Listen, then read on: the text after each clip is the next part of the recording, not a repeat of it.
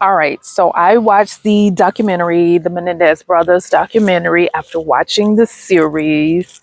I initially thought, I watched the series, what more is there to hear? But apparently, there was some good information that they left out of the series. And so that made me realize, these series are set up to entertain and it's also set up to inform, but you never know how much is entertainment and how much is factual. And this series, particularly this last episode, episode 9, left out some pertinent information. The first thing they left out was the fact that the judge did not allow any testimony related to SA to occur in the second trial, which is huge because it speaks to, the motivation behind why they did what they did. Omitting those facts leaves it all everyone to assume it was about money and nothing else. Not the fact that these boys were severely SA'd. Now, do I believe Leslie coached them to embellish the SA incidents, the details around those interactions? I believe she did, but I do believe that they were SA'd. After watching that last episode, I was like, I didn't know what to believe. Did the essay occur at all? Because they really set up that last episode to make it seem like everything the defense, you know, every element of the defense was a lie. And that was not the case after watching. That's my stance after watching the documentary. He did not allow testimony around that. I laughed at Leslie in that last episode. I joked about how the prosecutor was turning her every which way but loose. She was in there having temper tantrums. Well, that's because her defense was, limited. She was really in a lose-lose situation. And of course, they played up her reaction. We don't know if that's truly how she reacted, but I'm sure that's how she felt, considering they were so limited on how they could defend themselves. Just Leslie Abrams in real life. Who the hell was doing Leslie hair? Lord, Leslie hair was fried. Leslie hair was bleached and on its last leg. They did her justice in the series because Leslie Abramson in real life, that hair looked like a nest. I don't know why I just thought about that when talking about her, but yeah, when watching that documentary, I was like, God damn, Leslie. Her hair was a mess in real life. Anyway, back to the second trial. What else happened in that second trial? Yeah, the judge would not allow SA testimony. He would not allow them to claim, I think it was battered woman syndrome because they're men. So it was a lot of shady stuff happening with that second trial. And this judge was, I guess he was, desperate for a win because of the embarrassment from the first trial when there was a mistrial. And on top of that, I think he was the judge over the OJ trial, and OJ got off, so this judge needed a win. So basically that second trial was set up so that they failed, so that he would get that win, and Lyle and Eric will either get the life that they got or the death sentence. Yeah, after watching that documentary, there's no question that they were SA. No question at all. No question that Jose was abusive. You had his family members testifying to that fact that he was abusive physically with those boys. His own sister said that he would make Eric hang on this bar until he cried. So just imagine, I can imagine what else he was doing. Not to mention, I forgot all about the female cousin that Lau confided in when he was 8 about his dad touching him. So all of that, I'm pretty sure that they were SA'd. The first trial was televised, and during this time, during the 90s, nobody had any sympathy for them.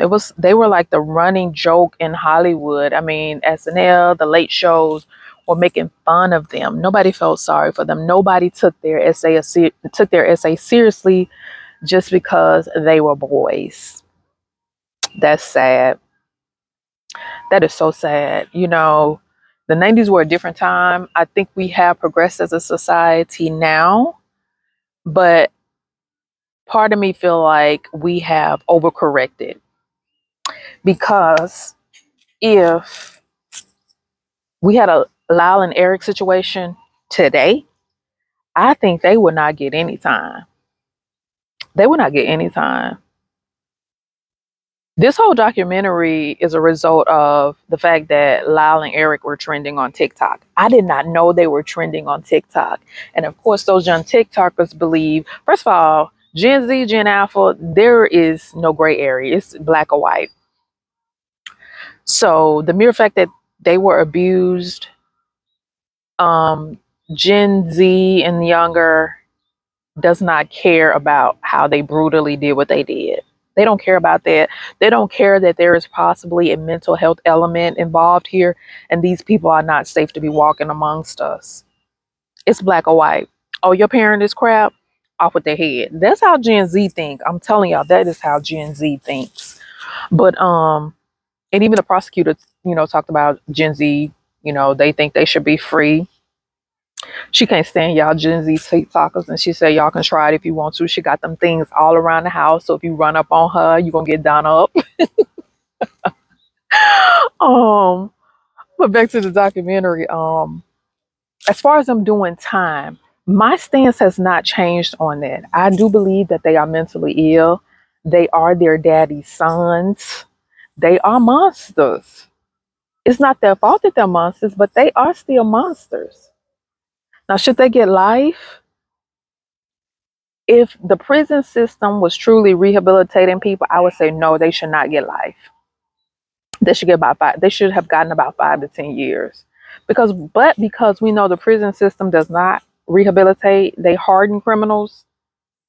Keep them, because they are worse off than when they went in. Keep them. Throw away the key. Keep them. So my stance has not changed about them, being locked up. I feel bad that they, grew up in that house. And it had to be sheer hell, because in the documentary, Lyle said that he acclimated to prison easily considering how he was raised. See, I was thinking, oh, these, privileged little white boys, when they go to prison, they're going to have a, worst time of their life. They're not going to survive, but they have survived 30 plus years. That says a lot. That says a lot. That speaks to the fact that they ain't right up there. And they probably blended right on in with the rest of them criminals. Yeah, so I'm glad I watched it. I did not know that second trial was set up in that way. Leslie Abramson did not participate in the documentary. I wish he had.